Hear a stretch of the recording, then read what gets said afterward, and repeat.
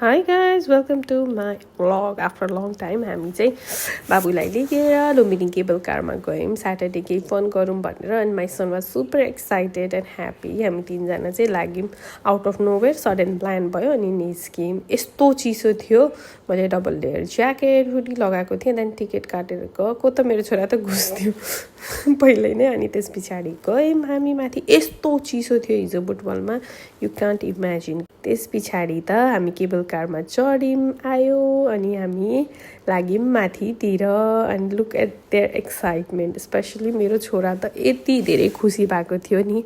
And मेरो हस्बेन्डलाई चाहिँ अलिअलि हाइट फोबिया छ अनि हि वाज लाइक यति मात्रै होइन अझै माथि छ सो वर्ड अनि जाऊँ न त भनेर म पनि मक्ख पर्दै अलिअलि स्न्याक्स लिएर हामी त लाग्यौँ.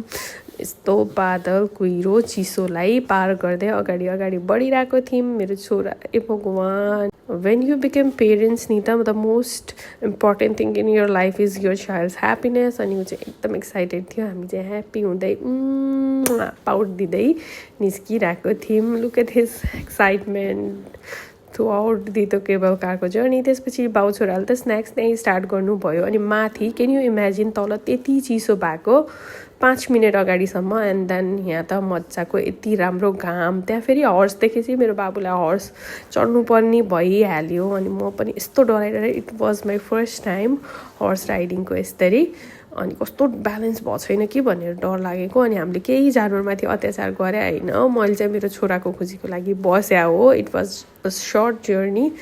अनि मन्दिरमा गएर मन्दिर दर्शन गरेर निस्क्यौँ म र मेरो बाबु. त्यस पछाडि hats off to my husband's त्यो फोटोग्राफी र भिडियोग्राफीको स्किल यति पनि कति कष्टले गराइदिनु भयो हो कुरै नगर्नु. अनि हालत त यस्तो थियो यस्तो घाम थियो ज्याकेट स्याकेट निकालेर बाबुलाई एकछिन प्ले जोनमा खेल्न छोडिदिउँ हामीले.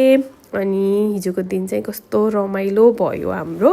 अनि यति मिठो घाम चर्को घाम तापिसकेर अब यसलाई टाटा बाई बाई भनेर हामी त्यहाँ बादल मुनि जानु छ जहाँ एकदमै चिसो थियो एक्सट्रिम चिसो शीतलहर. त्यसपछि मेरो हस्बेन्डको हालत यस्तो भयो त्यो बच्चालाई लिएर हिँडेपछि त्यस्तै त केबल कारमा चढ्ने बित्तिकै त आई स गुटकाको कागज एन्ड त्यस्तो मान्छेहरू देखेपछि मलाई यति रिस उठ्छ. प्लिज डिसिप्लिन बनाऊँ हाम्रो देशलाई सफा राखौँ अनि ट्र्यासहरू कहीँ पनि नफालौँ. And this was the view. Look at this amazing view. त्यसपछि हामी चिसोतिर लाग्यौँ. Thank you for watching and supporting my vlog.